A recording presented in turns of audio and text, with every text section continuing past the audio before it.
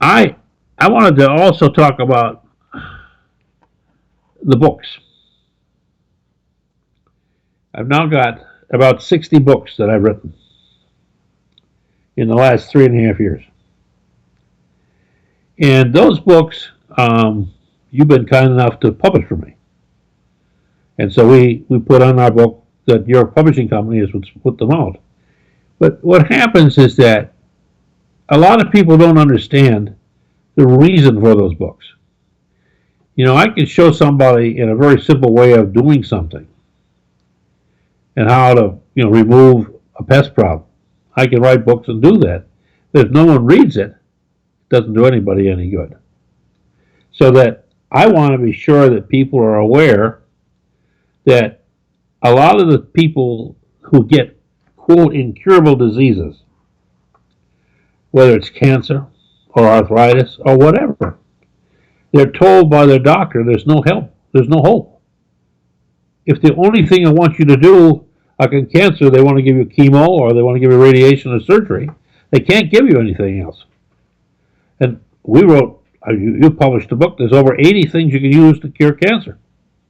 So there are many ways to cure it, as long as you don't sit back and try to get somebody who can't, but his hands are tied, he cannot do what I'm saying to you. It's like the last book that I've sent to you this morning was, is pot a gift of God or the devil? Now, most people, if they think about it, if they have no basis other than what they've been taught, they've read or heard or whatever, they'll think about reefer madness and these other simple things that people have done over the years to say it's a terrible, terrible product. The marijuana can cause you irreparable harm. You'll do something madness. You'll go insane. You'll do other drugs. You'll do whatever. And it'll hurt you and it'll hurt your family. It's not true. It's simply not true. Marijuana has been used for over 6,000 years without harming anybody. Willie Nelson has always joked about the fact that the only person he knew that died from marijuana was when a bale of it hit somebody on the head. He was being funny because no one died from that bale. No one got hit by that bale. But there isn't any record of anybody dying from marijuana. And there are thousands and thousands of people who have been healed by it. In fact, for thousands of years they've been healed by it. And I know many hundreds of things that work very well on it. Nothing heals like marijuana does. And yet it's illegal. Why is it illegal? And that's what this book that I wrote about, is pot a gift of God or the devil? And it goes to great lengths to show you not only how safe it is, but how effective it is, and why the lie took place and why people believe this nonsense. Now, we have a lady that bottles for us, and when I told her I'd written the book of marijuana, she said, "No, don't send me that. No, I don't want that."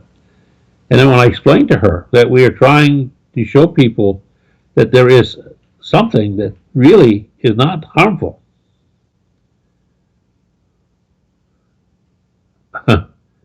there was a guy that came out with a different name for water. He called it dihydrous monoxide. And he said, "Would you like to get this banned?" And he said, "It's running rampant in our water systems. It's in it's in every tumor. It's in cancer. It's in all it." He said, "My God, it's just terrible." And he gave all the bad reasons, and people said, "Oh my God, that's terrible. Let's get it banned." And then he basically said that anhydrous, all that was H2O, hydrogen and oxygen, just simply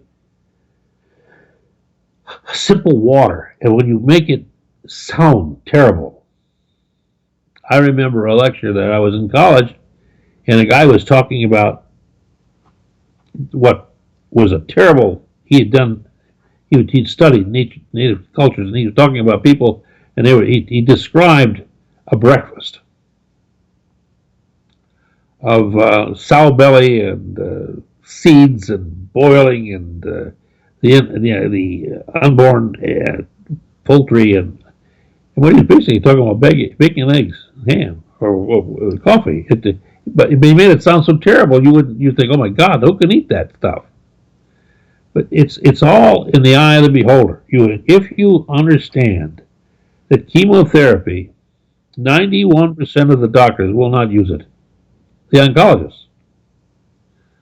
Some people say 75%, but whatever. If even one person that was an oncologist wouldn't use it, it's telling you, you better not use it.